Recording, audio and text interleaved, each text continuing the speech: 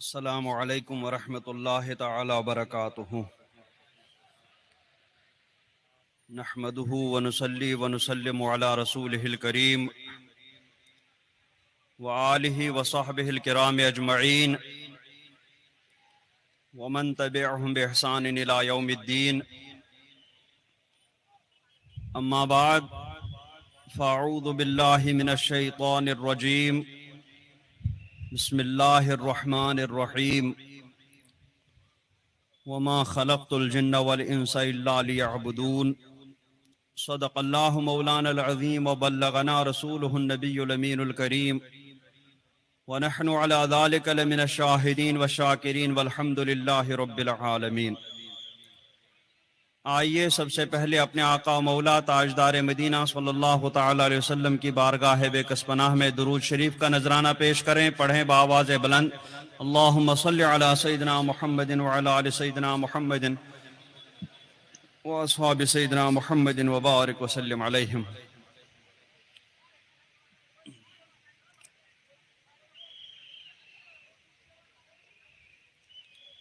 हज़रात गिरामी,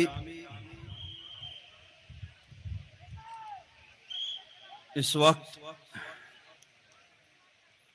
social media पर बहुत सारे मसाइल के साथ साथ एक ये भी मसला गर्दिश कर रहा है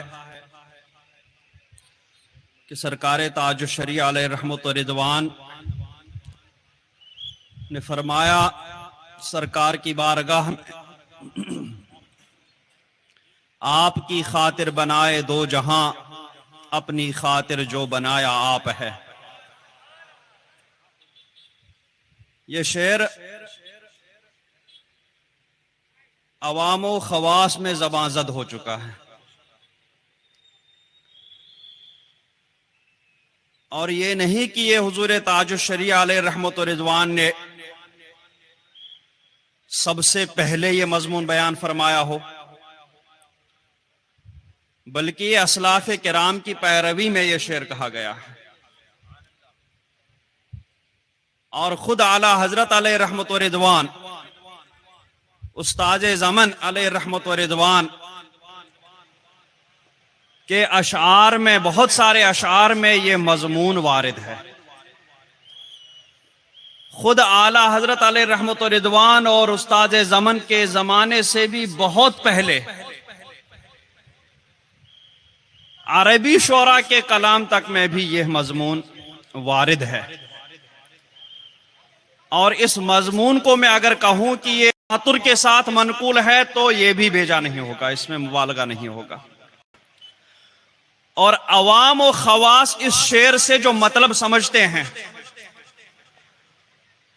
वो मतलब भी कुरान और हदीस के ऐन मुताबिक है।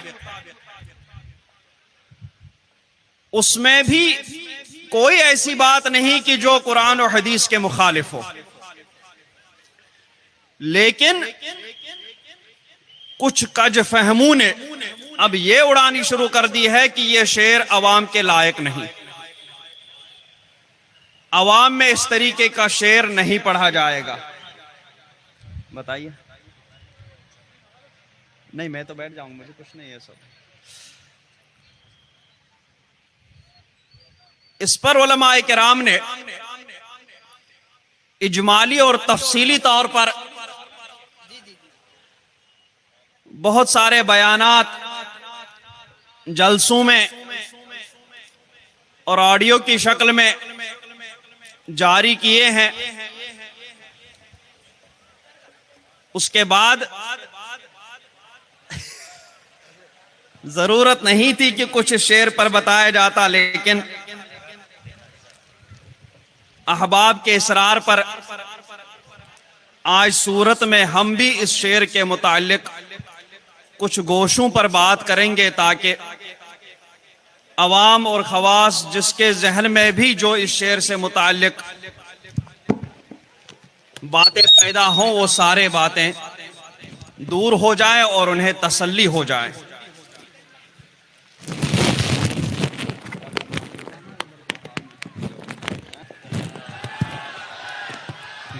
रहमत नाजिल हो गई तो बेहतर रहेगा उधर ही चलें।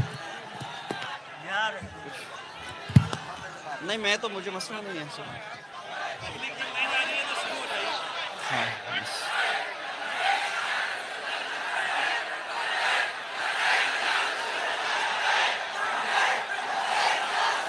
चलें दुरूद पाक पढ़ लीजिए। अल्लाहुम्मा सल्लि अला सय्यिदिना मुहम्मदिन व अला आलि सय्यिदिना मुहम्मदिन व अस्हाबि सय्यिदिना मुहम्मदिन व बारिक व सल्लिम अलैहिम। जो भीगना नहीं चाहता है वो बेशक हाल की तरफ चला जाए, और जिसे इस बारिश रहमत में नहाना है वो यहीं पे बैठ जाए। नारे तकबीर, नारे रिसालत, फैज़ाने ताजुश शरिया, फैज़ाने कायदे मिल्लत, शहजादे हुजूर ताजुश शरिया, बस्ती बस्ती करिया करिया, बस्ती बस्ती करिया करिया।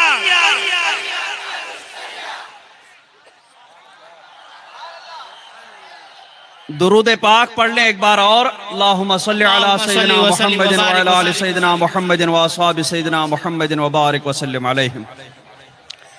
मैंने जिस आयत करीमा की तिलावत का शरफ हासिल किया, इसमें अल्लाह रब्बुल इज़्ज़त इरशाद फरमाता है वमा खलक़तुल जिन्ना वल इंसा इल्ला लियअबुदून,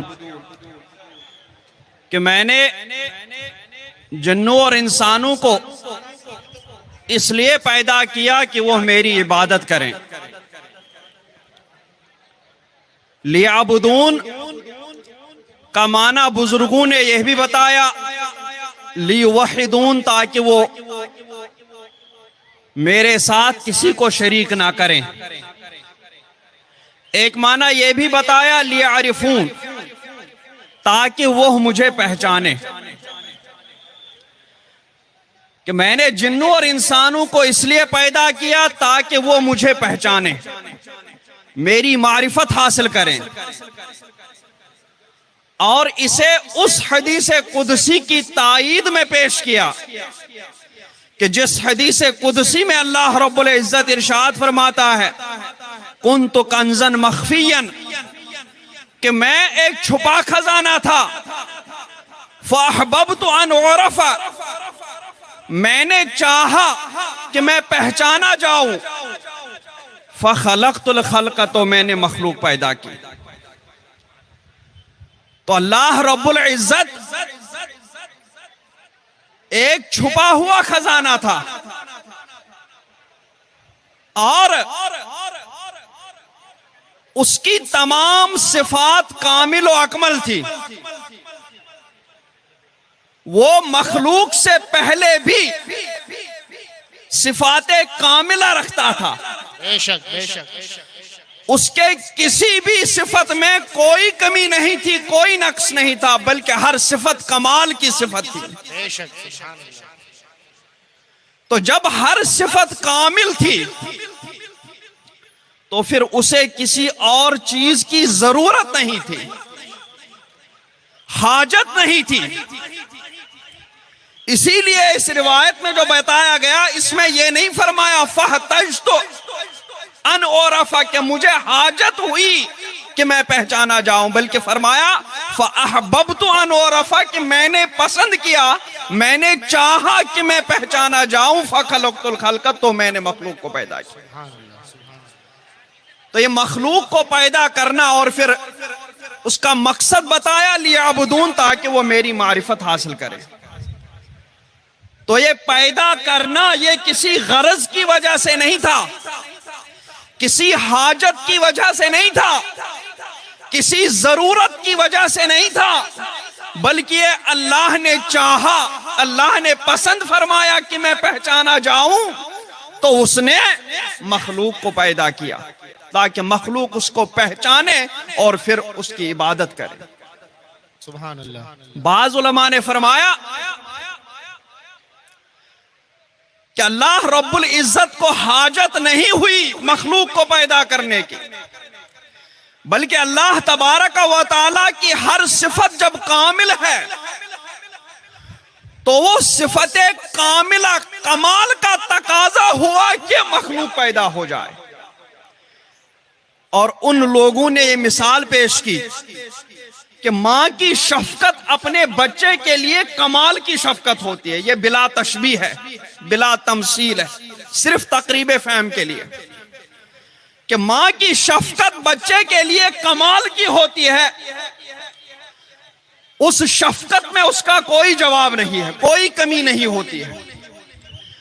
तो मां की वो शफकत कामिला जब वो अपने बच्चे पर शफकत फरमाती हैं तो वो किसी हाजत की वजह से नहीं, किसी गरज की वजह से नहीं, बल्कि उसके अंदर वो शफकत कामिला जो कमाल की शफकत पाई जाती है, वो शफकत कामिला तकाजा करती है कि बच्चे पर शफकत करो। में से उसमें मां को कोई हाजत या मां को कोई गरज वाबस्ता नहीं होती है, बल्कि उसके उस कमाल शफकत का तकाजा होता है कि वो बच्चे पर शफकत करे। तो अल्लाह तबारक व तआला ने चाहा कि उसकी मारिफत हो जाए, तो अल्लाह तबारक व तआला ने मखलूक को पैदा फरमाया। और इसी तरीके से अब इसी नहज पर फिर अल्लाह तबारक व तआला ने सरकारे दो आलम सल्लल्लाहु अलैहि वसल्लम को इरशाद फरमाया कि लौला का लमा खलक़तुल अफ़लाक, के महबूब अगर तुम ना होते तो मैं अफलाक आसमानों को भी पैदा नहीं करता, अगर तुम नहीं होते तो जमीन भी पैदा नहीं करता, अगर तुम नहीं होते तो आदम और बनी आदम को भी पैदा नहीं करता। अब यहां एक बात है, ये हदीसें तफसील से मैं आला हजरत अलैहि रहमत व रिज़वान के हवाले से भी बयान करूंगा, लेकिन उससे पहले एक बात समझने की है कि जब अल्लाह रब्बुल इज्जत ने मखलूक का मकसद बताया कि मैंने जिन्नों और इंसानों को अपनी इबादत, अपनी मारिफत के लिए पैदा किया, तो फिर ये किस तरह कहना सही होगा कि अल्लाह तबारक व तआला ने ये दुनिया आखिरत अपनी महबूब के लिए पैदा फरमाए, और अगर महबूब को पैदा फरमाना मकसूद नहीं होता तो ये दुनिया और आखिरत कैसे पैदा फरमा? तो उसका जवाब उलमाए किराम ने दिया है। ये तो मुसीबत हो गई।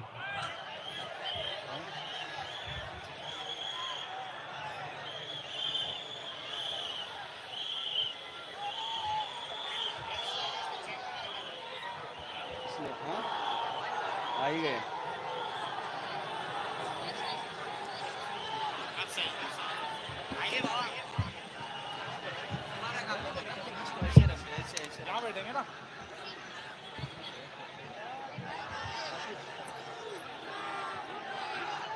नारे तकबीर, नारे रिसालत, मसलके आला हजरत जमात रज़ाए मुस्तफा आमदे हुजूर कायदे मिल्लत शहजादे हुजूर ताजु शरिया एतमादे हुजूर ताजु शरिया जानशीने हुजूर ताजु शरिया हुजूर कायदे मिल्लत, हुजूर कायदे मिल्लत।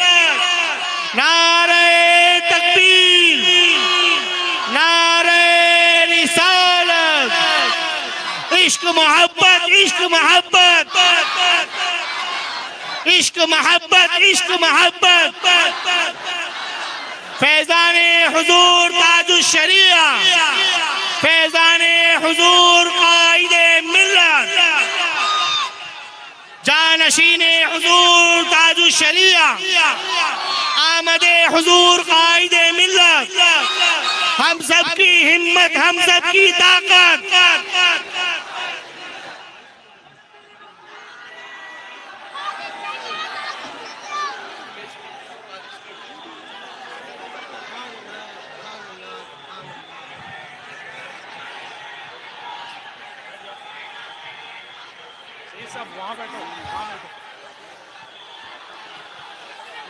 सही साहब आप ऊपर आ जाइए, ऊपर आ जाइए इधर।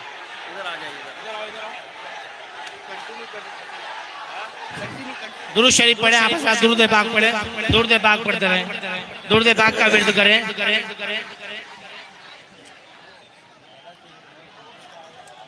बैठ जाएं आप लोग, स्टेज वाले भी बैठ जाएं, तशरीफ रखें। दुरूद पाक पढ़ लीजिए। अल्लाहुम्मा सल्लि अला सय्यिदिना मुहम्मदिन व अला आलि सय्यिदिना मुहम्मदिन व असहाबि सय्यिदिना मुहम्मदिन व बारिक व सल्लिम अलैहिम।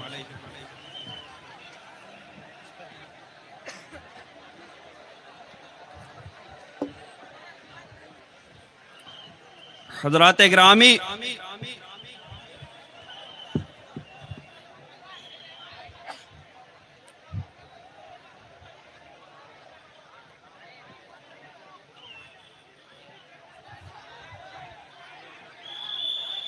मैं अर्ज कर रहा था कि अल्लाह तबारक व तआला की हदीस कुदसी में है, कुन्तु कंज़न मख्फियन फ़अहबब्तु अन उरफ़ा, कि मैं एक छुपा हुआ खजाना था तो मैंने चाहा कि मैं पहचाना जाऊं, मेरी मारिफत हो जाए। फ़ख़लक़तुल ख़ल्क़, तो मैंने मखलूक को पैदा किया, और फिर मखलूक में से जिन्नों और इंसानों के बारे में फरमाया, वहाँ खलक़तुल जिन्न वल इंस इल्ला लियअबुदून, कि मैंने जिन्नों और इंसानों को इसलिए पैदा किया कि वो मुझे पहचाने, कि वो मेरी इबादत करें, मेरे साथ किसी को शरीक ना ठहराए। इस हदीस पाक और इन अहादीस करीमा के बारे में उलमाए किराम दो ग्रोहों में बट गए। एक ग्रोह ने फरमाया कि इन अहादीस की सनद नहीं मिलती, और बाज ने कहा कि यह अहादीस मौजू हैं। लेकिन ये वो उलमाए किराम है जो उलमाए जाहिर हैं, जो जाहिर के एतबार से अहादीस करीमा को देखते हैं कि जाहिर में उन अहादीस करीमा की सनद कैसी है, और अल्लाह तबारक व तआला की बेशुमार रहमतें हों इन अइम्मा-ए हदीस पर भी, कि जिन्होंने सरकारे दो आलम सल्लल्लाहु तबारक व तआला अलैहि वसल्लम के तरफ मंसूब अहादीस की इस तौर पर हिफाजत फरमाई कि जिसमें भी इन्हें कोई कमी नजर आई, जिसकी सनद में अगर इन्हें कोई कमी नजर आई, या जिसकी सनद इन्हें नहीं मिली, तो इन उलमाए किराम ने बयान फरमाया कि यह हदीस सरकार की तरफ मंसूब नहीं की जा सकती। तो इन उलमाए किराम ने जाहिर के एतबार से अहादीस करीमा में यह अहकाम बता दिए। और दूसरा ग्रोह उलमाए किराम का वो हुआ कि जो शरीयत मुस्तफा पर चल करके हकीकत की तह तक पहुंच गए, जो सरकार के तरीके पर पहुंच करके अल्लाह तबारक व तआला की बारगाह तक रसाई हासिल किए, और उस बारगाह खास में जो उन पर अल्लाह तबारक व तआला के अनवार व तजल्लियात के जलवे और अल्लाह तबारक व तआला की खास रहमतें उन पर नाजिल हुई, उन खास रहमतों से उनके दिल रोशन हुए, उन पर हकीकतें खुली, उन पर इंकिशाफात हुए, तो उन बुजुर्गान दीन ने, उन उलमाए बातिन ने कि जिन्होंने शरीयत पर चल करके वह मकाम हासिल किया, उन्हें बराह रास्त सरकार से फैज रसानी का जरिया हासिल हुआ, बारगाह रब्बुल इज्जत से खास फयूज़ बरकत हासिल करने का जरिया मिला। तो उन उलमाए किराम ने बयान फरमाया कि इन अहादीस की छानबीन हमने खुद बारगाह रिसालत में फरमाई।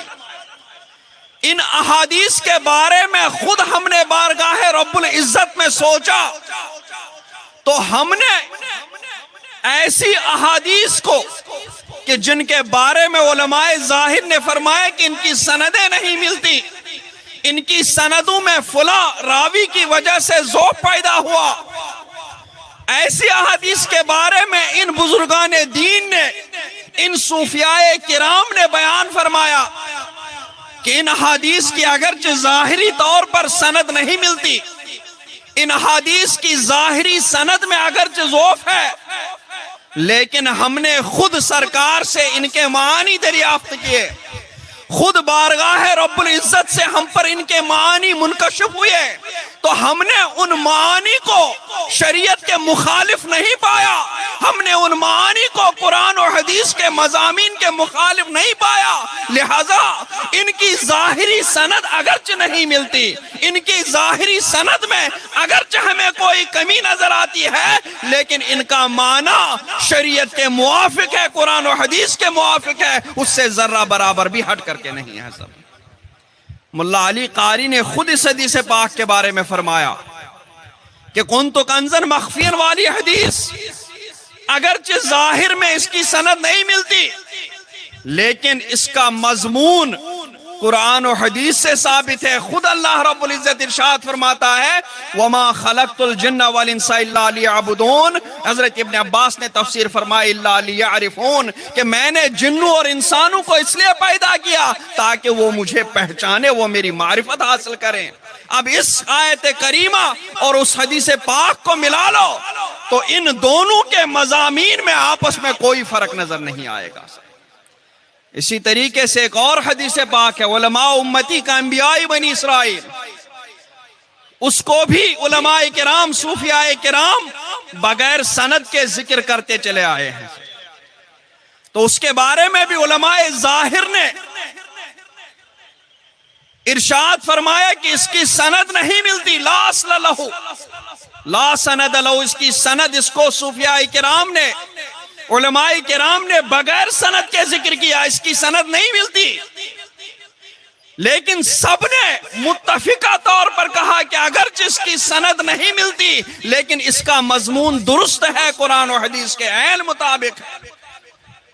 क्यों? इसलिए कि हजरत मूसा अलैहिस्सलातु वस्सलाम पर तौरात नाजिल होने के बाद से हजरत ईसा अलैहिस्सलातु वस्सलाम तक कोई आसमानी किताब नाजिल नहीं हुई कि जिसमें अहकाम हो। हजरत दाऊद अलैहिस्सलातु वस्सलाम पर कहते हैं ज़बूर नाजिल हुई, लेकिन उसमें सिर्फ मवाइज और हिकमतें थी, इबरतें थी, उसमें अहकाम नहीं थे। अहकाम तौरात के ही हजरत ईसा अलैहिस्सलातु वस्सलाम के जमाने मुबारक तक चले। तो अब हजरत मूसा तशरीफ ले गए, उनके बाद दूसरे नबी आए, उन्होंने भी हजरत मूसा ही की तौरात के अहकाम की तशरीह की। फिर उनके बाद दूसरे नबी आए, उन्होंने भी हजरत मूसा ही की तौरात के अहकाम की तफसील अवाम को बताई। फिर तीसरे नबी आए, यहां तक के हजरत ईसा अलैहिस्सलातु वस्सलाम के जमाने तक हजारों नबी आए जिन्होंने तौरात के अहकाम की तफसील फरमाई, तौरात के अहकाम को तफसील से बयान फरमाया।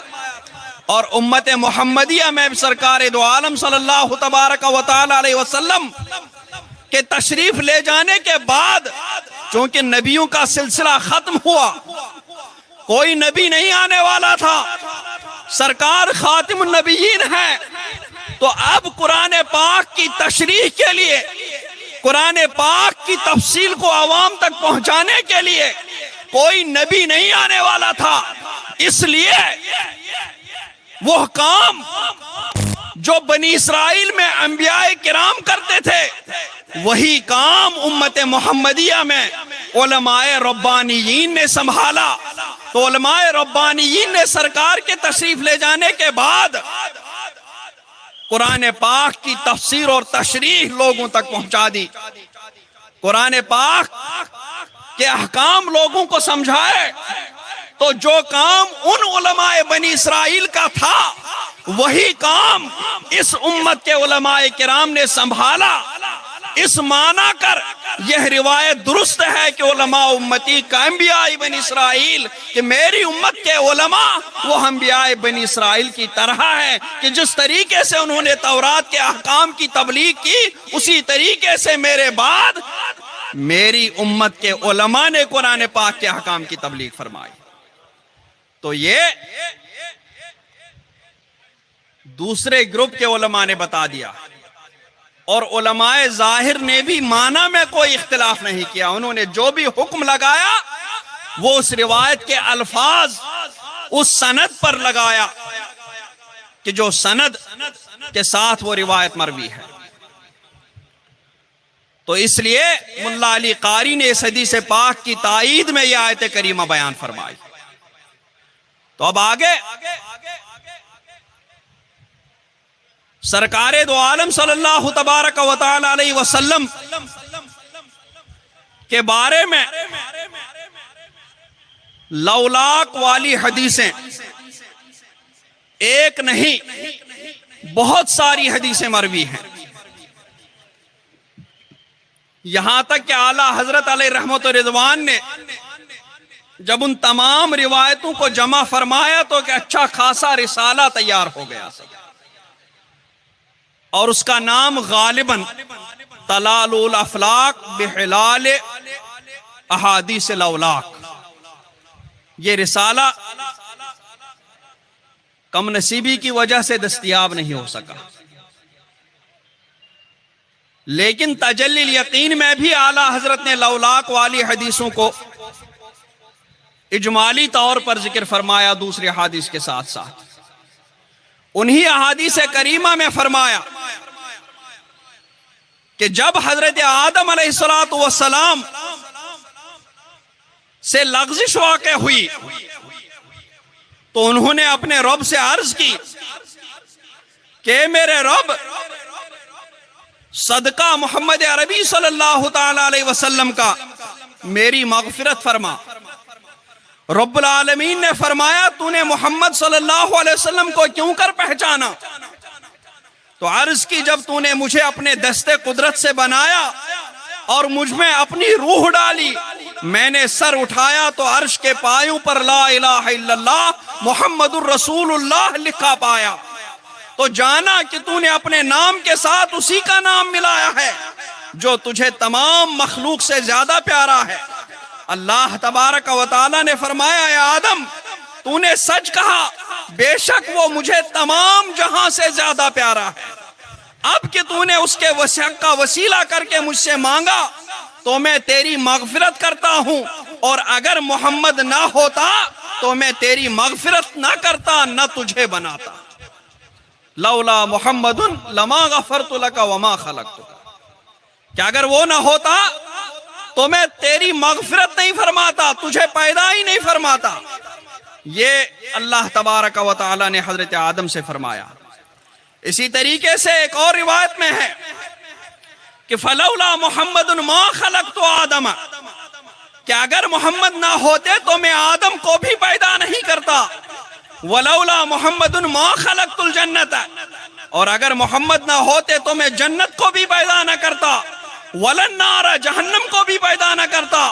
वलक़द खलक़तुल अर्श अलल मा, और मैंने अर्श को पानी पर पैदा फरमाया। फज़तरब, तो उसमें इज़्तिराब हुआ, बेचैनी हुई, वो हिलने लगा। फ़कतबतु अलैहि ला इलाहा इल्लल्लाह मुहम्मदुर रसूलुल्लाह फसकना, तो मैंने उस पर ला इलाहा इल्लल्लाह लिखा तो उसे सुकून मिला, वो पुरसुकून हो गया। और इसी तरीके से एक और हदीस पाक में कि फलौला मोहम्मदुन मा खलक़तु आदम, क्या अगर मोहम्मद ना होते तो मैं आदम अलैहिस्सलातु वस्सलाम को पैदा ना करता। और एक और हदीस पाक में है कि वलक़द खलक़तु दुनिया व अहलहा, कि मैंने दुनिया और दुनिया के रहने वालों को पैदा किया, किस लिए?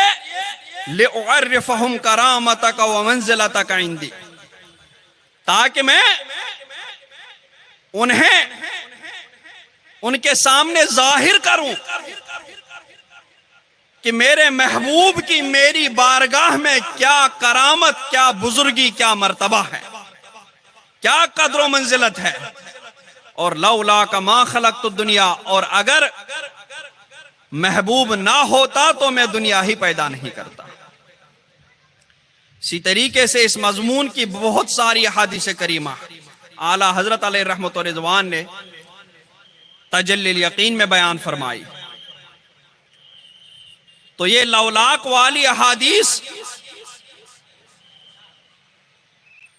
बेशुमार तरीकों से मरवी हैं और इनका मजमून भी इजमालन तवातुर मानवी तक पहुंच चुका है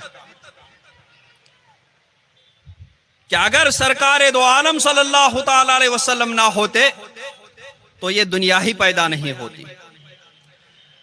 अब यहां पर फरमाया कि मैंने दुनिया और दुनिया वालों को इसलिए पैदा किया ताकि उन्हें बता दूं, उनके सामने जाहिर कर दूं कि सरकार का मेरी बारगाह में क्या मर्तबा है, क्या कदर मंजिलत है। तो गोया दुनिया के पैदा करने में अल्लाह तबारक व तआला ने यह हिकमत इरशाद फरमाई कि सरकार दो आलम सल्लल्लाहु अलैहि वसल्लम की कदर मंजिलत पहचानी जाए। और उधर आयत करीमा बता रही है कि जिन्नो इंस के पैदा करने में यह हिकमत है कि अल्लाह रब्बुल इज्जत की मारिफत हो जाए। तो अब कुरान पाक की बात माने या हदीस पाक की बात माने, जाहिर सी बात है अगर टकराव होता तो हदीस पाक को मौकूफ रखा जाता और कुरान पाक की बात मानी जाती। उलमा फरमाते हैं कि इन अहादीस और आयत करीमा में आपस में कोई टकराव नहीं है, ये एक दूसरे के बिल्कुल मुखालिफ नहीं है, क्योंकि अल्लाह तबारक व तआला किसी मखलूक को पैदा फरमाता है तो उसमें सिर्फ एक हिकमत नहीं होती पैदा करने में, बल्कि हजारों लाखों करोड़ों हिकमतें उसमें पैदा करने में होती हैं। बस यह है कि एक हिकमत अगर हदीस और कुरान पाक में आई तो उसका मतलब यह नहीं होता कि सिर्फ वही एक ही हिकमत हो गई, दूसरी कोई हिकमत उसमें नहीं है। बाज उलमा ने यह फरमा दिया और बाज में फरमाया कि इनमें कोई तनाफी नहीं। आला हजरत ने फरमाया तुमसे खुदा का ज़ुहूर, उससे तुम्हारा ज़ुहूर, लिम है वो ये इन हुआ, तुम पे करोड़ों दुरूद। क्यों? इसलिए तनाफी क्यों नहीं है, इसलिए कि जब सरकार की मारिफत लोग पहचाने, सरकार की मारिफत लोग हासिल करें, सरकार को जाने, तो सरकार के बारे में जब उन्हें मारिफत हासिल होगी, सरकार के बारे में उन्हें इल्म हासिल होगा, तो वो सरकार से मोहब्बत करने लगेंगे। जब सरकार दो आलम सल्लल्लाहु अलैहि वसल्लम से मोहब्बत करने लगेंगे तो फिर सरकार की इताअत भी करेंगे। इन्नल मुहिब्ब लिमन युहिब्बु मुतीअ, क्योंकि आदमी जिससे मोहब्बत करता है उसकी इताअत करता है, उसकी बात सुनता है। तो जब वो सरकार की इताअत करेंगे, सरकार की फर्मा बरदारी करेंगे, तो सरकार की फर्मा बरदारी से उन्हें क्या मिलेगा? उन्हें अल्लाह तबारक व तआला की मारिफत हासिल हो जाएगी। सरकार की इताअत से उन्हें अल्लाह रब्बुल इज्जत की बारगाह तक रसाई होगी, क्योंकि सरकार की इताअत को खुदा ताला ने फरमाया कि मैं युतीर रसूल फकद अता अल्लाह, कि सरकार की इताअत कर ली गोया मेरी इताअत कर ली है। तो अब हम ये कह सकते हैं कि अगर सरकार को पहचाना तो फिर अल्लाह रब्बुल इज्जत की पहचान खुद ब खुद हासिल हो जाएगी। सरकार की इताअत की, अल्लाह रब्बुल इज्जत की इताअत की, सरकार का जिक्र किया, अल्लाह रब्बुल इज्जत का जिक्र किया। तो ये दोनों चीजें एक दूसरे से अलग नहीं है। जिक्र खुदा जो उनसे चाहो जुदा चाहो नजदियो, वल्लाह जिक्र हक नहीं कुंजी शकर की है।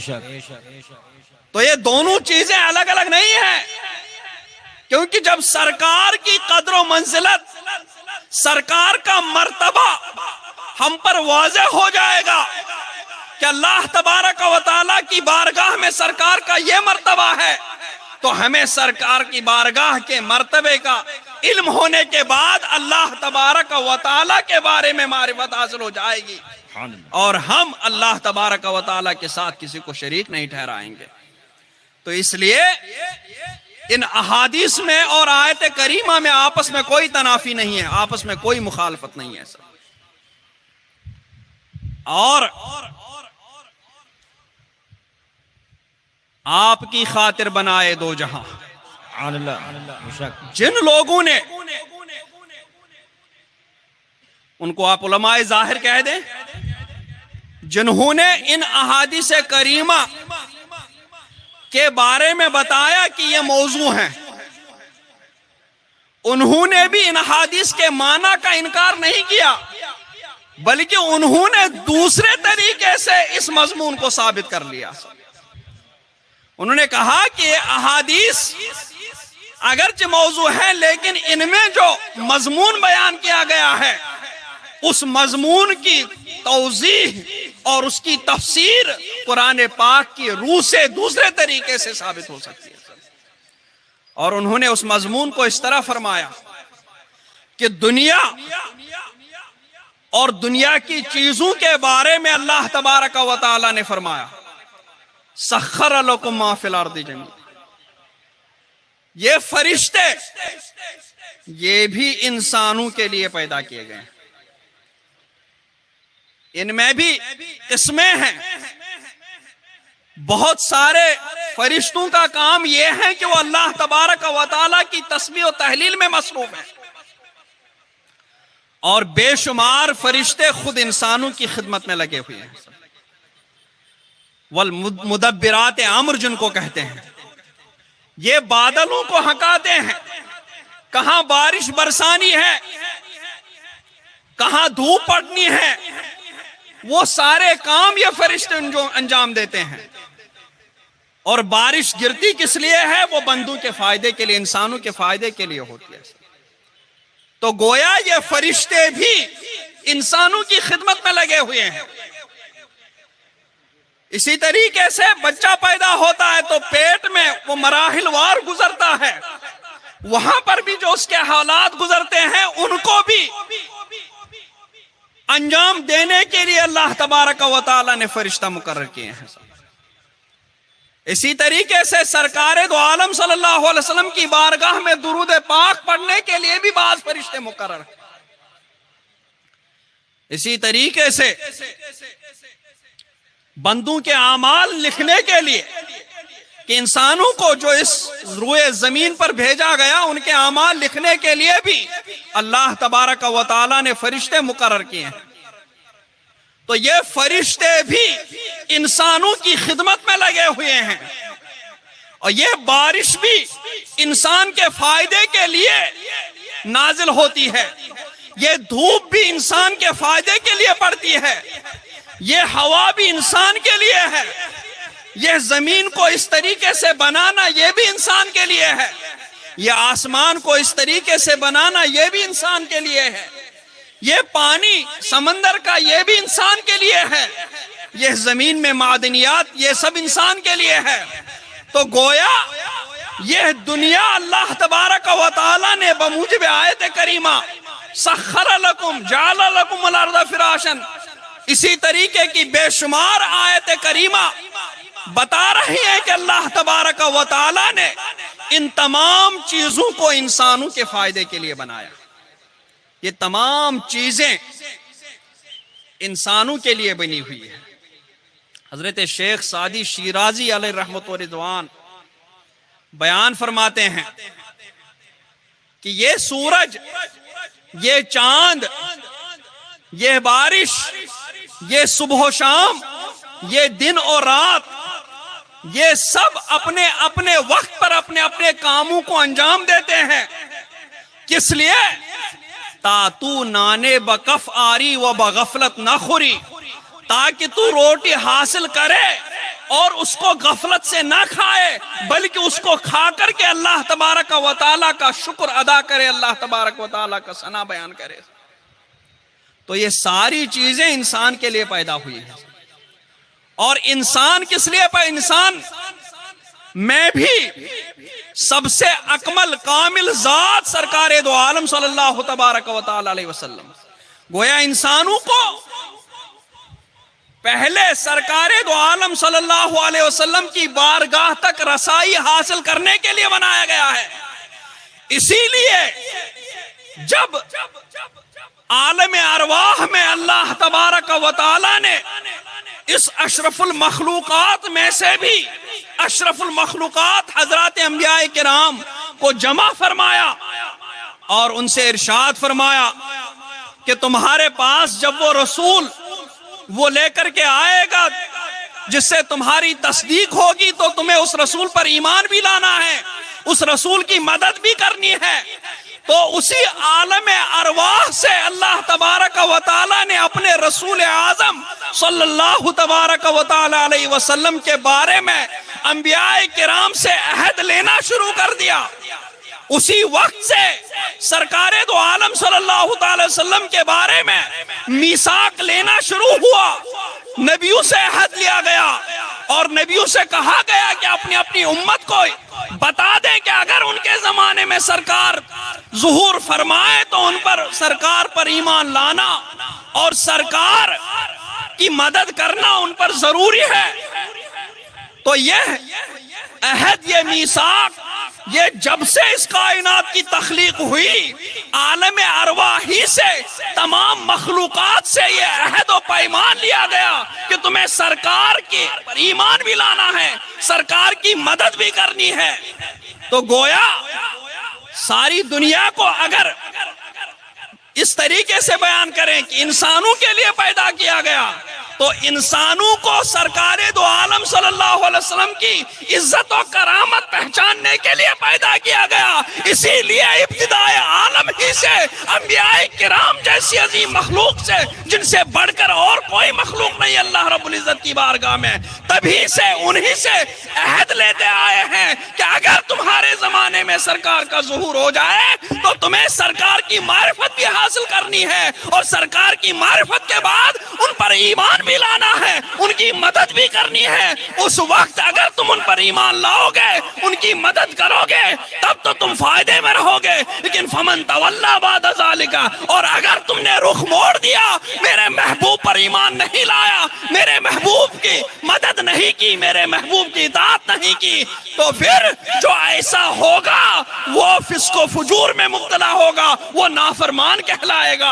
आप खुद सोचें कि आलम अरवाही से यह तो पैमान लिया जा रहा है, तो क्या ये इस मजमून की तायीद नहीं है कि महबूब, मैंने दुनिया और दुनिया वालों को इसलिए पैदा किया ताकि लियुअर्रिफहुम करामतक व मंज़िलतक इंदी, कि मैं उन्हें आपकी करामत और आपकी कद्र व मंजिलत जो मेरी बारगाह में है उसकी मारिफत उन्हें बता दूं, उसको उनके सामने जाहिर कर दूं। तो ये मारिफत, सरकार की मारिफत का ज़ुहूर, ये उसी आलम अरवाह, ये इब्तिदाए आलम ही से अल्लाह तबारक व तआला अपने बंदों को सिखा रहा है।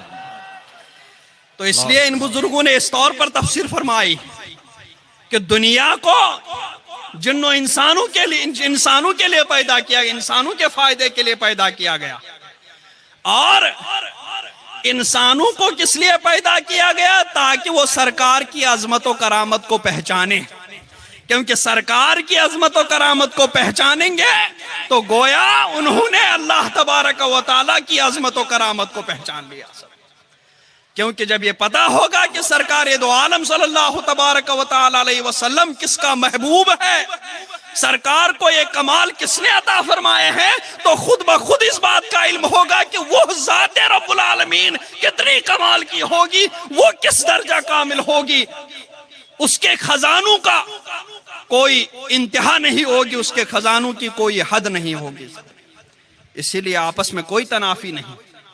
तो आप खुद सोचें कि जिन लोगों ने अहादीस लौलाक का इनकार किया, उन लोगों ने भी उन अहादीस लौलाक में जो माना है, जो मजमून है, उस माना का इनकार नहीं किया, बल्कि आयत आयत करीमा की तफसीर से उस माना को साबित कर दिया है कि मकसूद कायनात वो सरकार दो आलम सल्लल्लाहु अलैहि वसल्लम की जात बाबरकत है और सरकार दो आलम सल्लल्लाहु अलैहि वसल्लम वो अल्लाह तबारक व तआला के मतलूब और मकसूद। तो ये दोनों तरीकों से, चाहे अहादीस लौलाक को मानो तब तो बहुत ही वजाहत के साथ, और चाहे इनकार कर दो तो भी बहुत वजाहत के साथ ये बात माननी पड़ेगी कि सरकार आपकी खातिर बनाए दो जहां, आपकी खातिर बनाए दो जहां, दोनों जहानों को आप ही की खातिर बना दिया और अपनी खातिर जो बनाया आप हैं, इस मजमून को भी सूफियाए किराम ने अपने अपने किताबों में जगह दी है। हजरत इमाम अबू तालिब मक्की ये क़ूतुल क़ुलूब में फरमाते हैं कि इन्नी खलक़्तु मुहम्मदन लिअजली, कि मैंने मोहम्मद को खास अपने लिए पैदा फरमाया है। व खलक़्तु आदम लिअजली मुहम्मदिन, और आदम अलैहिस्सलातु वस्सलाम को मोहम्मद की खातिर पैदा किया। व खलक़्तु जमीअ मा खलक़्तु लिअजली वुल्द आदम, और तमाम मखलूक को हजरत आदम अलैहिस्सलातु वस्सलाम की औलाद के लिए बनाया।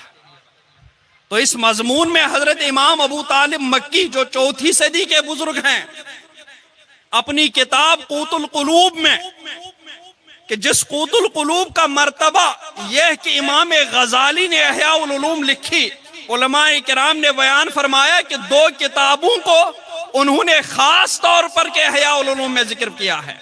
यानी इन 2 किताबों के अक्सर मज़ामीन को इमाम गजाली ने अपनी किताब इह्या उल उलूम में बयान फरमाया। और वो 2 किताबें कौन? वो एक तो यही इमाम अबू तालिब मक्की की क़ूतुल क़ुलूब है, और दूसरी इमाम अब्दुल करीम कुशैरी की ये रिसाले कुशैरिया है। ये 2 किताबें इमाम गजाली ने पूरी की पूरी, तकरीबन पूरी नहीं तो अक्सर व बेशतर, उन्होंने इह्या उल उलूम को, इह्या उल उलूम में इन किताबों का जिक्र फरमाया, इनके मज़ामीन का जिक्र फरमाया है। तो उसी क़ूतुल क़ुलूब में हजरत इमाम अबू तालिब मक्की ने ये बात वाज़ेह फरमाई कि अल्लाह तबारक व तआला ने फरमाया इन्नी खलक़्तु मुहम्मदन लिअजली, कि मैंने मोहम्मद को खास अपने लिए बनाया है। तो अब इन बुजुर्गों की इन इबारात को देखा जाए तो सरकारे ताजुश शरिया ने ये मजमून सबसे पहले बयान नहीं किया है कि उन पर कोई जबान खोले, कोई एतराज करे, क्योंकि सरकारे ताजुश शरिया जिस तरीके से इल्मे जाहिर में कमाल रखते थे, उसी तरीके से इल्मे बातिन में भी उन्हें कमाल हासिल था। वो जिस तरीके से उलमाए जाहिर के तौर पर जब अस्सहाबत नुजूमुल इह्तिदा की बात आई थी, तो सरकारे ताजुश शरिया ने उलमाए जाहिर के तरीके पर उसी हदीस अस्हाबी का नुजूम बिअय्यिहिम इख्तदैतुम इह्तदैतुम को उलमाए जाहिर के तरीके पर उसके रिजाल में कलाम फरमाया, उसकी सनद में कलाम फरमाया, और बाइरशाद फरमाया कि यह हदीस ज़ईफ नहीं, कम से कम हसन के दर्जे तक तो जरूर पहुंच जाती है। और उसी ताजुश शरिया ने वही इल्मे बातिन में भी कमाल रखते थे। उन्होंने जिस तरीके से उधर इल्मे जाहिर के तरीके पर बहसें फरमाई है, उसी तरीके से अइम्मे सूफियाए किराम के अक़वाल और आमाल को भी, उनके मज़ामीन को भी सरकारे ताजुश शरिया ने कबूल करके अपनी किताबों में, अपनी नातिया कलामों में जगह दे दी है, क्योंकि वही उनके जद्द अमजद आला हजरत इमाम अहमद रिज़ा कुद्दस सिर्रुल अज़ीज़ का तरीका था कि जिस तरीके से वो इमाम अइम्मे ज़ाहिरीन थे, उसी तरीके से इमाम अइम्मे सूफिया भी थे। हुज़ूर मुफ्ती आज़म ने भी, उस्ताद ज़मन ने भी उन मज़ामीन सूफियाए किराम को, जिन मज़ामीन को उन सूफियाए किराम ने खुद सरकार की बारगाह में बैठ करके, खुद अल्लाह रब्बुल इज़्ज़त की बारगाह में बैठ करके बयान फरमाया, उन मज़ामीन को भी आला हजरत ने कबूल फरमाया और उन्हें भी अपनी किताबों में, अपने रसाइल में उसी तरीके से जगह अता फरमाई जिस तरीके से उलमाए ज़ाहिरीन की तहकीकात को अपनी किताबों में शामिल फरमाया। और इन अइम्मे सूफिया का क्या हाल रहता था ये हर वक्त अल्लाह तबारक व तआला की बारगाह में हाजिर रहते थे। इनका दिलो दिमाग हर वक्त अल्लाह ताला के जिक्र फिक्र में रहता था। इतना जिक्र फिक्र में मशगूल रहता था कि अगर एक लम्हे के लिए भी अल्लाह तबारक व तआला की बारगाह से इनकी तवज्जो हटती तो ये अपने ऊपर मुर्तद होने का हुक्म लगाते थे। एक सूफी शायर का शेर मरवी है, वलौ खातरत ली फी सिवा का इरादतुन अला खातिरी यौमन हकम तो रिद्दती, कि सुनो अगर मेरे दिल में किसी दिन अल्लाह तबारक व तआला के सिवा किसी का ख्याल आ जाए तो मैं उसी दिन अपने ऊपर मुर्तद होने का हुक्म लगा देता हूं।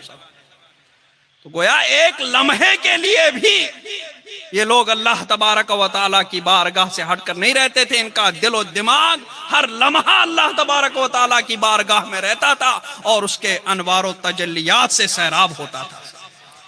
इसी तरह और बुजुर्ग गुजरे हैं, वो हर वक्त हर लम्हा सरकार की बारगाह में हाजिर रहा करते थे। वो दाएं हाथ से मुसाफा नहीं करते थे, दाएं हाथ आगे नहीं बढ़ाते थे और कहते थे कि इस हाथ से हम रोजाना सरकारे दो आलम सल्लल्लाहु तबारक व तआला अलैहि वसल्लम के साथ मुसाफा करते रहते हैं। हम नहीं चाहते हैं कि सरकार ने जिस हाथ पर मुसाफा किया हो उस हाथ को हम दुनिया के किसी और के हाथ से आलूदा कर लें, उसके साथ किसी और का हाथ जम कर दें, ये हमसे बर्दाश्त नहीं होता। ये इन अइम्मे सूफियाए किराम का हाल रहता था।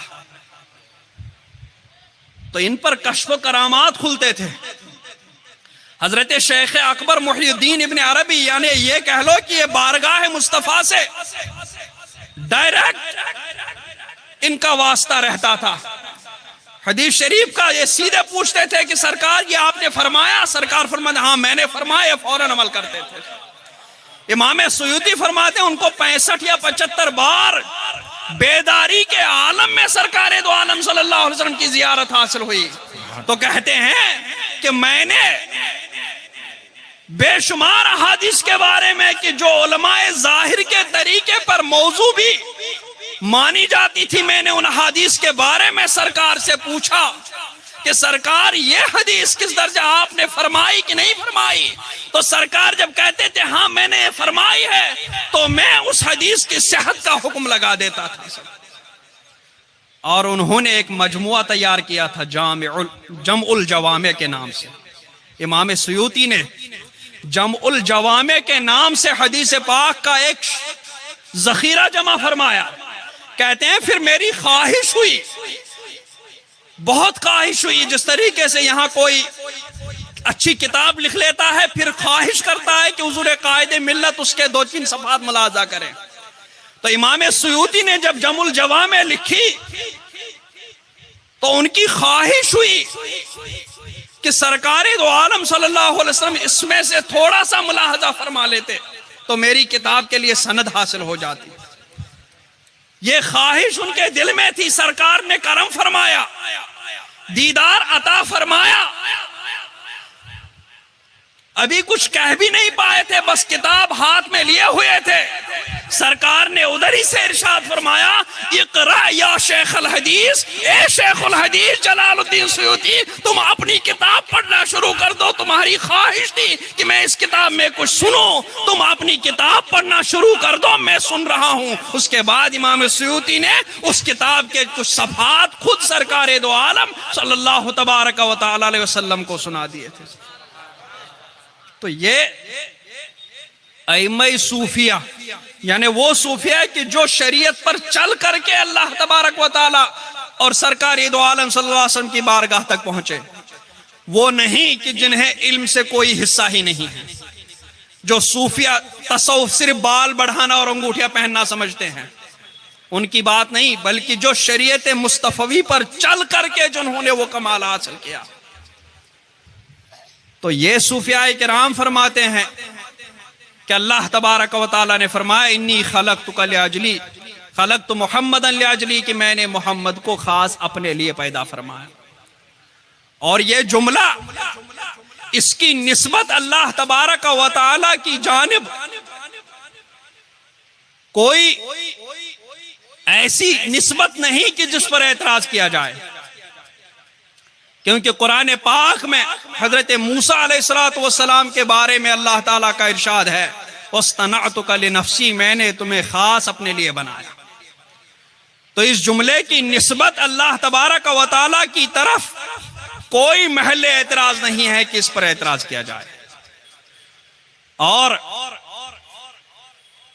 ये निस्बतें ऐसी हैं, मैंने पहले ही बताया कि आवाम इससे कोई भी ऐसा माना नहीं समझती है कि जो माना शरीयत के खिलाफ हो या कुरान और हदीस के खिलाफ हो, बल्कि आवाम मूमिन है, वो अल्लाह रब्बुल इज्जत को हाजत से पाक और मुनज़्ज़ह मानती है, अल्लाह तबारक व तआला को जरूरत से पाक और मुनज़्ज़ह मानती है।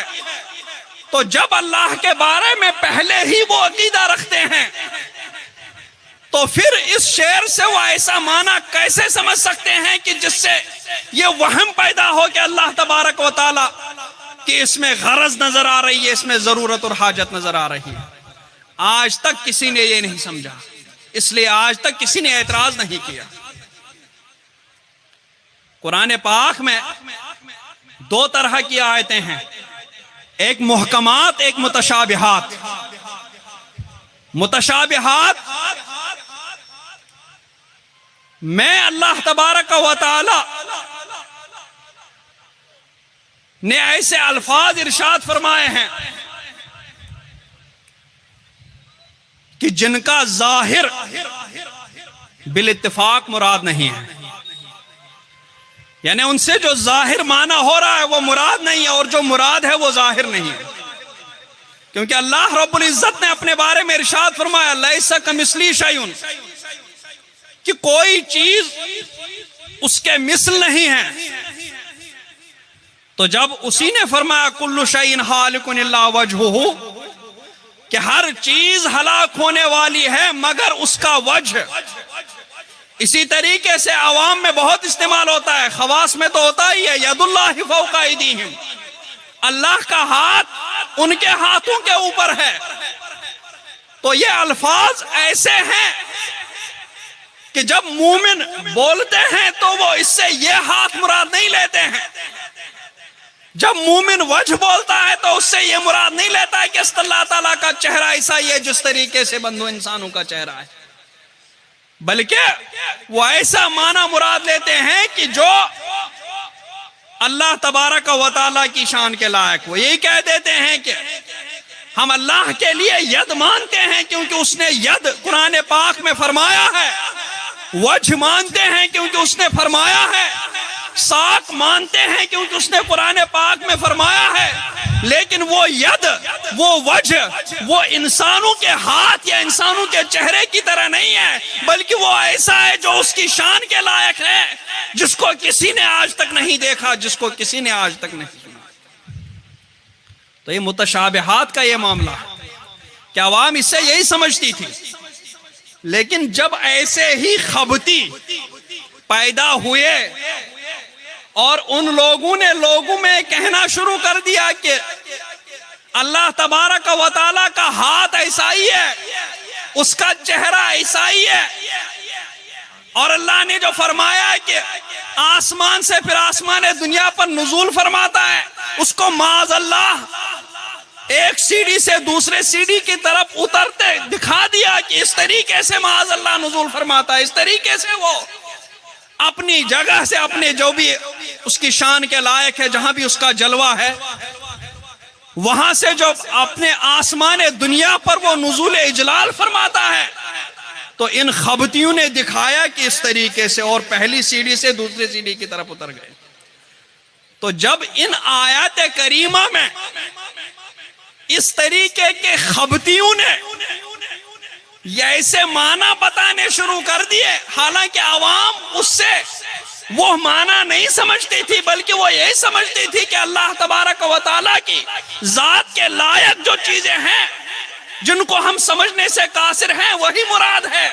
लेकिन इन खबतियों ने जब इंसान के साथ उसकी मुशाबहत देनी शुरू कर दी कि ऐसा हाथ, ऐसी आंख, ऐसा चेहरा, ऐसा उतरना, ऐसा चढ़ना, ये सब चीजें जब इन लोगों ने बयान करना शुरू कर दी, तब बुजुर्गों को तावील करने की जरूरत पड़ी कि वजह से मुराद अल्लाह तबारक व तआला की जात है, यद से मुराद अल्लाह का दस्ते कुदरत है, और वगैरह वगैरह। इन्हीं खबतियों की वजह से कि जो वहम अवाम के जहन में पहले नहीं था, इन खबतियों ने वो वहम अवाम के जहन में पैदा किए, तब बुजुर्गों को इन अहादीस, इन आयत करीमा के, इन अल्फाज करीमा के सही माना कि जो कुरान और हदीस से तनाफी नहीं रखते थे, उससे मुताबिक थे, वो माना उन बुजुर्गों ने बयान कर दिए। तो वो माना ऐसे ही खबतियों की वजह से बयान करने पड़े, वरना उनमें किसी तावील की जरूरत नहीं थी, बल्कि साफ था कि अल्लाह का हाथ जो उसकी शान के लायक है।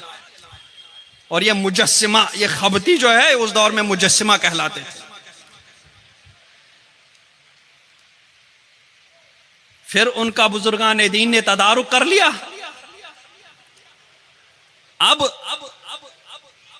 आयत करीमा में भी वमा खलक़तुल जिन्ना वल इंसा इल्ला लियअबुदून, कि मैंने जिन्नों और इंसानों को इसलिए पैदा किया ताकि वो मेरी इबादत करें, मुझे पहचाने। यहां पर इन खबतियों ने वो माना अवाम के सामने लाया कि जिसको कमा हक़हू उलमा भी नहीं समझ पाते। मुअल्लल बिल अगराज की बहस, मुअल्लल बिल अगराज का माना बताया कि अल्लाह तबारक व तआला की ये जो मजमून सरकार ताज शरीय ने बयान फरमाया अहादीस करीमा की रोशनी में, क्या आपकी खातिर बनाए दो जहां। इन खबतियों ने बयान कर दिया कि यहां गरज पाई जा रही और अल्लाह ताला गरज से पाक है, लिहाजा ये शेर पढ़ने का नहीं है अवाम में। हालांकि अवाम इससे समझती नहीं थी वो माना जो उसने बयान कर लिए सब। अब ये गरज क्या है? यह है कि अल्लाह तबारक व तआला ने खुद कुरान पाक में फरमाया मा खलक़तुल जिन्ना वल इंसा इल्ला लियअबुदून, कि मैंने जिन्नों और इंसानों को इसलिए पैदा किया कि वो मेरी इबादत करें। ऐसे ही बेशुमार जगहों पर, दूसरी जगह फरमाया तबारकल्लज़ी नज़्ज़ल अल फुरक़ान अला अब्दिही लियकूना लिल आलमीन नज़ीरा। वहां पर भी वो लाम तालील के लिए है कि बाबरकत है वो जात जिसने कुरान पाक को अपने खास बंदे पर इसलिए नाजिल फरमाया ताकि वो आलमों को डराए, वो इंसानों को डराए। तो वहां पर भी कुरान पाक नाजिल फरमाने के लिए फरमाया कि मैंने उसको इसलिए नाजिल फरमाया ताकि वो डराए मखलूक को, वो इंसानों को डराए। तो गोया अल्लाह तबारक व तआला ने बहुत सारी मखलूकात के बारे में खुद कुरान पाक में इरशाद फरमाया कि मैंने इस मखलूक को इसलिए पैदा किया, मैंने फला मखलूक को इसलिए पैदा किया, मैंने फला मखलूक को इसलिए पैदा किया। अब ये इसलिए, इसी को आप इसकी खातिर, उसकी खातिर पैदा किया, फला की खातिर पैदा किया, दोनों एक ही बात है। तो है ये क्या मसला? ये मुअल्लल बिल अगराज, मुअल्लल अल्लल युअल्लिलु तालीलन, गलत बयान करना, उसी से मुअल्लल है, मफूल का सेगा। तो अब उलमाए किराम फरमाते हैं कि गरज का मतलब क्या है, पहले यह समझना है। गरज और मकसद, जब किसी का होता है, इंसान का मकसद है, फलां का मकसद वो इसलिए तालीम हासिल कर रहा है कि अच्छा डॉक्टर बन जाए, इसलिए तालीम हासिल कर रहा है कि अच्छा इंजीनियर बन जाए, इसलिए तालीम हासिल कर रहा है कि अच्छा बिजनेसमैन बन जाए। तो ये उस आदमी का मकसद और उसकी गरज हुई पढ़ने से। यानी अगर उससे पूछेंगे कि तुम्हारा बीटेक करने का मकसद क्या है, तुम्हारा एमबीबीएस करने की गर्ज क्या है, तो वो कहेगा ताकि मैं डॉक्टर बन जाऊं, ताकि मैं इंजीनियर बन जाऊं। तो ये उसका मकसद हुआ, ये उसकी गरज हुई इल्म पढ़ने से, एमबीबीएस करने से। तो अब इस गरज को हासिल करने के बाद जब तक वो डॉक्टर नहीं था तब तक गोया उसमें नक्स था, उसमें कमी थी। जब तक वो इंजीनियर नहीं था तब तक उसमें कमी थी। जब तक वो बिजनेसमैन नहीं था तब तक उसमें कमी थी। जब तक वो पैसे वाला नहीं था तब तक उसमें कमी थी। जब तक उसने शादी नहीं की थी तब तक उसमें कमी थी। बच्चे नहीं थे, कमी थी। तो गोया ये जो फाइल है, जो इस गरज से और इस मकसद से ये काम कर रहा है, इस फाइल के अंदर कमी है। और जब उसे वो गरज हासिल हो जाएगी, इंजीनियर बन जाएगा, डॉक्टर बन जाएगा, तब उसकी वो कमी दूर हो जाएगी और उसकी जात उस हैसियत से कामिल हो जाएगी। उसके पास जब पैसे आ जाएंगे तो वो कामिल हो जाएगा, क्योंकि पहले उसके अंदर नक्स था। तो गर्ज़ो गायत और मकसद इंसान का उस इंसान को कामिल कर देता है। लेकिन अल्लाह तबारक व तआला की जात पहले से ही कामिल व अकमल है, उसके अंदर पहले ही किसी किस्म की कमी नहीं, किसी किस्म का नक्स नहीं। उसकी जात कामिल, उसकी सिफात कामिला, उनमें किसी भी किस्म की कमी नहीं। लिहाजा मखलूक को बनाने से उसके अंदर की कोई कमी दूर नहीं होने वाली, क्योंकि वहां कमी का सवाल ही नहीं पैदा होता है। वहां तो नक्स मुहाल है, नक्स का तसव्वुर भी नहीं किया जा सकता। लिहाजा वो जो भी मखलूक बनाएगा तो वो इस माना कर गरज और मकसद से पाक होगा कि उस मखलूक को बनाने के बाद वो कामिल व अकमल हो जाए, ऐसा नहीं हो सकता है सब। इसलिए जो गरज और मकसद को इस माना में मानते हैं, वो उलमाए किराम फरमाते हैं कि अल्लाह तबारक व तआला के अफ़आल का कोई मकसद और गरज नहीं होता है कि जिस गरज को हासिल करके उसकी जात और उसकी सिफात कामिल हो जाती। क्यों? इसलिए कि वहां कमी का सवाल ही नहीं पैदा होता। तो मकसद हासिल करके उसको क्या होगा? कोई भी उसकी इबादत नहीं करेगा तब भी उसके माबूद होने में कोई कमी नहीं। कोई उसका रिज्क नहीं लेगा, उसके रज़्ज़ाक होने में कोई कमी नहीं। उसके अलीम और खबीर होने में किसी किस्म का नक्स मुहाल है। तो लिहाजा वो अगर पैदा फरमाएगा, उस पैदा फरमाने से उसकी कोई गरज और उसका कोई मकसद वाबस्ता नहीं हो सकता। लेकिन इस माना कर, हाँ मैंने बताया था कि मां जब अपने बच्चे पर जो शफकत फरमाती है, मां के अंदर वो शफकत कामिला होती है, तो वो कमाले शफकत तकाजा करती है कि उस बच्चे पर वो शफकत करे, ना कि उसकी कोई गरज और उसकी कोई हाजत वाबस्ता होती है। तो ऐसे ही बाज़ उलमा ने यह भी फिट कर दिया कि अल्लाह तबारक व तआला की सिफात ऐसी कामिला है कि उस सिफात के कमाल ने तकाजा किया कि ऐसी मखलूक ज़ुहूर में आ जाए, ना कि अल्लाह तबारक व तआला को कोई हाजत और जरूरत थी। इसलिए उलमाए किराम ने फरमाया कि अल्लाह तबारक व तआला के फेल से उसकी कोई गरज नहीं होती, अलबत्ता उस फेल को अल्लाह तबारक व तआला ने बेशुमार हिकमतें वदियत फरमाई होती है। अफहसिब्तुम अन्नमा खलकनाकुम अबसन, क्या तुम ये समझते हो कि हमने तुम्हें बेकार पैदा किया, बेफायदा पैदा किया? तो गोया अल्लाह तबारक व तआला किसी मखलूक को पैदा फरमाता है तो किसी गरज और मकसद से तो नहीं पैदा फरमाता कि जिसको हासिल करके उसकी तकमील हो जाए। अलबत्ता उस मखलूक को बेफायदा पैदा नहीं फरमाता है, बल्कि उसमें हजारहा फवाइद, जिनको हिकमतों से ताबीर किया जाता है, वो हजारहा फवाइद और हजारहा हिकमतें उस मखलूक की तख्लीक में मुज़मर होती है, उसमें पोशीदा होती है, जिसका ज़ुहूर फिर वक्तन फवक्तन होता रहता है। तो एक मकसद हुआ, एक हिकमत हुआ। तो गरज और मकसद उस माना कर अल्लाह ताला के लिए जायज नहीं, लिहाजा उस माना कर अल्लाह तबारक व तआला को मुअल्लल बिल अगराज मानना किसी भी तरीके से दुरुस्त नहीं, बल्कि मुहाल है, उसके लिए बिल्कुल जायज नहीं है। लेकिन बाज उलमा ने फरमाया कि अगर गरज को उस माना कर न लिया जाए, अगर गरज और मकसद से वो माना मुराद न लिया जाए, बल्कि गरज और मकसद से वही हिकमत ही मुराद ली जाए, वही फायदा मुराद दिया जाए, तो फिर अल्लाह तबारक व तआला के बारे में भी कहा जा सकता है कि वो मुअल्लल बिल अगराज है। तो अगराज और गरज को अगर इस माना कर लिया जाए तो फिर ये माना अल्लाह तबारक व तआला के लिए मुहाल नहीं है। हजरत इमाम शहाबुद्दीन खफाजी अलैहि रहमत व रिदवान फरमाते हैं,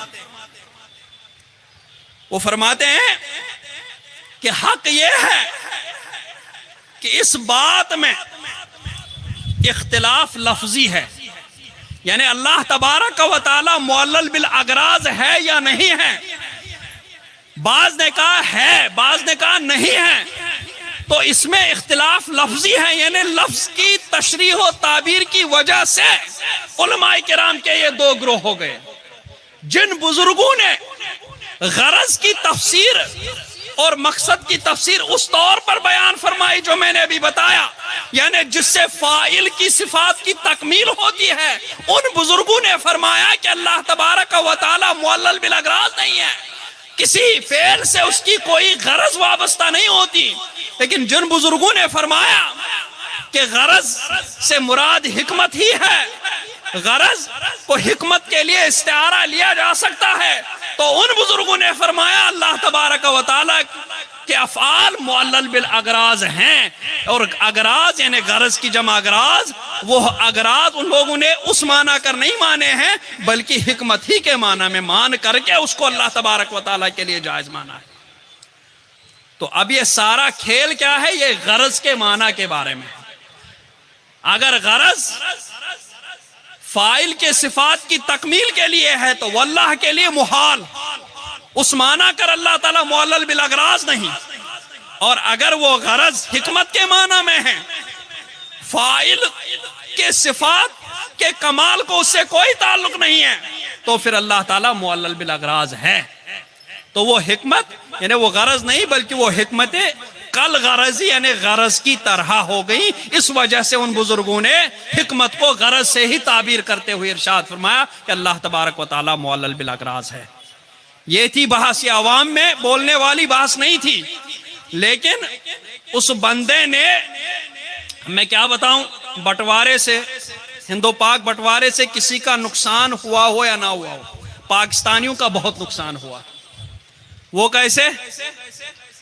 क्योंकि बरेली की मरकजियत से वो लोग दूर हो गए। हिंदुस्तान में भी इक्का दुक्का निकलते रहते हैं जो क्या करते हैं, पहले मसाइल की तहकीक में कहते हैं आला हजरत से इख्तिलाफ किया जा सकता है, और उस तरीके से अपना रास्ता हमवार करके फिर उसके बाद सीधे अकायद तक पहुंच जाते हैं। पहले मसाइल में कहते हैं कि मसाइल में तो किसी से भी इख्तिलाफ हो सकता है, और फिर उसकी आड़ में अकायद तक पहुंच जाते हैं। लेकिन यहां हिंदुस्तान में अल्हम्दुलिल्लाह उनकी गर्दन फौरन मरोड़ दी जाती है, उनकी बोलती फौरन बंद कर दी जाती है। सब बरेली शरीफ का एक पैगाम ही उनके सारे उस हमवार किए हुए रास्ते को नेस्तो नाबूद करके रख देता है।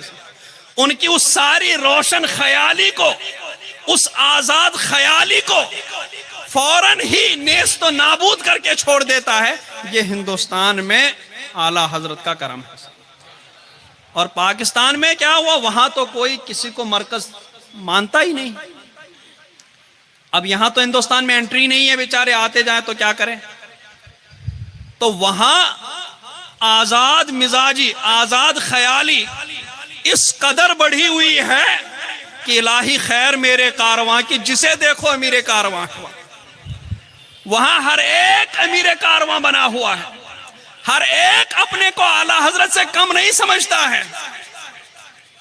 हर एक समझता है 2-4 किताबें पढ़ करके कि अब मैं आला हजरत बन गया हूं, अब मैं इल्मे कलाम में बहस कर सकता हूं, इल्मे कलाम के मसाइल बता सकता हूं, इल्मे तसव्वुफ के मसाइल बता सकता हूं। इस बंदे ने जो ही तजर्बा ही हो रहा था, तजर्बा किस चीज का हो रहा था कि इंसान में सूअर का दिल लगाया जा सकता है, नहीं लगाया जा सकता। वो तजर्बा अभी मतलब गैर मुस्लिम पर हो रहा था।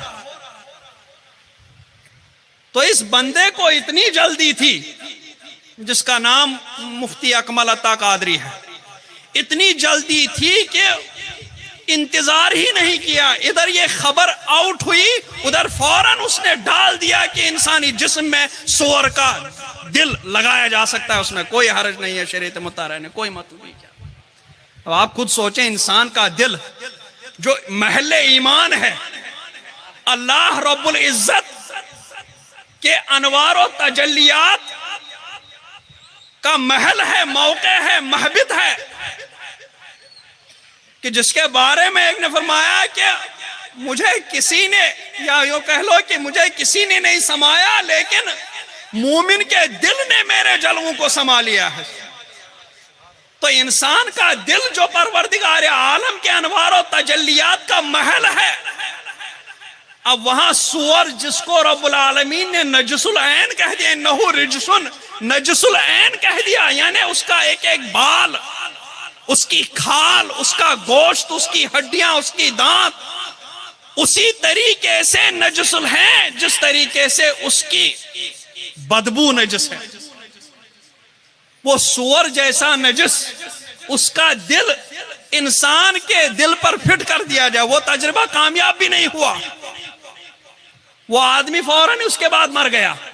लेकिन इस बंदे को इतनी जल्दी थी कि अभी खबर का भी इंतजार नहीं किया, फौरन हुक्म लगा दिया कि इंसान के अंदर सूअर का दिल लगाया जा सकता है, उसमें शरन कोई हर्ज नहीं है। इतनी जल्दी रहती है इस आदमी को। और आला हजरत बनने का बहुत शौक, कि अब मैं शायद कुछ किताबें पढ़ करके आला हजरत बन चुका हूं। हालांकि आला हजरत तो अल्लाह तबारक व तआला का सरकार दो आलम सल्लल्लाहु अलैहि वसल्लम का इंतखाब थे। यही गलतफहमी उन लोगों को मार देती है। कोई सोचता है कि शायद ज्यादा किताबें लिखने से आला हजरत बन गए, कोई सोचता है कि ज्यादा फतावा लिखने से शायद आला हजरत बन गए, लेकिन ऐसा कुछ नहीं है। वो तो आला हजरत के जरिए मखलूक खुदा तक फैज पहुंचा, वो तो सोने पर सुहागा। असल तो यह है कि अल्लाह तबारक व तआला और उसके रसूल ने आला हजरत को मुंतखब फरमाया था कि वो उसकी दीन की खिदमत करें, उसमें जो भी गंदी चीजें दाखिल होकर के उसको गंदा करने की कोशिश कर रही हैं, उन सारी गंदगियों को उतार फेंक दिया जाए, दूर कर दिया जाए सब। लेकिन वो लोग बस 2-4 किताबें पढ़ करके सीधे आला हजरत बनने की कोशिश करते हैं। आला हजरत का तो हाल ये था कि अगर तफसीर पर लिखने पर आ जाते थे तो लगता था कि आला हजरत इल्म तफसीर के अलावा कोई इल्म जानते ही नहीं है, इस इल्म के इमाम है। फिर जब अहादीस करीमा लिखने पर आ जाते लगता था कि आला हजरत सिर्फ इल्म हदीस जानते हैं, बाकी और कोई फन नहीं जानते। और इल्म अरूज, इल्म कवाफी पर आ जाते तो लगता था कि आला हजरत शायरी के अलावा और कोई इल्म ही नहीं रखते हैं। यानी जिस फन पर भी आला हजरत कलम उठाते थे उस फन के इमामुल अइम्मा नजर आते थे। सुभान अल्लाह, सुभान अल्लाह, नारे तकबीर। और यहाँ इल्म कलाम में एक मसला बता दिया तो उसमें भी पता नहीं कितनी खताएं, कितनी गलतियां कर डालते थे। उनके लिए वही नसीहत है जो पाकिस्तान के बाज़ उलमाए किराम ने उनको करी है कि वो अपने ही पायजामे में रहें तो उनके लिए बेहतर रहेगा। सब चले आए सरकार ताज शरिया के शेर पर एतराज करने के लिए। आपकी खातिर बनाए दो जहां, अपनी खातिर जो बनाया आप हैं। ये मजमून ये किसी भी कुरानी आयत करीमा के या किसी भी हदीस पाक के मुखालिफ नहीं है, बल्कि ये अइम्मा किराम के मज़ामीन के ऐन मुताबिक है, अहादीस करीमा के मज़ामीन के ऐन मुताबिक है। इसलिए बुजुर्गों, दोस्तों, मोबाइल के मुफ्तियों से यही नुकसान हो जाता है। ऐसे लोगों का सुनना सब बंद कर दो, वरना ये असले दीन ही रुखसत करा देंगे सब, चूंकि फौरन नहीं खुलते हैं, या आला हज़रत के नाम से शुरू कर देते हैं अपनी चीजें, और फिर उसके बाद लगता है थोड़ा बहुत नाम हो गया, उसके बाद ये अपनी असलियत में आ जाते हैं, सब अपना रंग रूप दिखा देते हैं। इसलिए इन सब को सुनना बंद कर दो, कम कर दो, तभी फायदे में रहोगे, तभी तुम्हारे अकीदे भी महफूज रहेंगे, तभी तुम्हारे मसाइल भी महफूज रहेंगे। इस शख्स के बारे में भी यही है, मसले बयान करते करते सुना है अफजलियत सिद्दीक़ अकबर के ताल्लुक से भी कुछ बोल गया, सरकारे दो आलम सल्लल्लाहु अलैहि वसल्लम की शफाअत के ताल्लुक से भी कुछ बोल गया है। इसी तरीके से बहुत सारे ऐसे अकीदे की जो अहले सुन्नत के दरमियान मुत्तफक अलैह हैं, और बहुत सारी बातें जिन पर किसी का कोई एतराज नहीं, उन अकीदों और उन बातों पर यह आदमी ज़र्ब लगाने की कोशिश करता है। लेकिन अल्लाह का फजल है, वहां भी बरेली की मरकजियत को तस्लीम करने वाले बहुत सारे उलमाए किराम हैं, जो वहां पर बरेली की तर्जमानी में फौरन ऐसे लोगों का गला घोंट देते हैं, ऐसे लोगों की बोलती बंद कर देते हैं। इश्क मोहब्बत, इश्क मोहब्बत। अल्लाह तबारक व तआला हम पर रहम फरमाए और हमें बुजुर्गों के कलाम को समझने की तौफीक रफ़ीक अता फरमाए। व सल्लल्लाहु तआला अला खैरि खल्क़िही मुहम्मद व अला आलिहि व सहबिहि अजमईन। इस बयान में अगर किसी किस्म की कोई शरई गलती हुई हो, अल्लाह तबारक व तआला से हम तौबा और रुजू करते हैं। यहाँ पर अब दस्तारबंदी भी है, और इंशाअल्लाह रहमान हुज़ूर कायदे मिल्लत मुरीद भी फरमाएंगे, उसके बाद दुआ और नसीहत इंशाअल्लाह।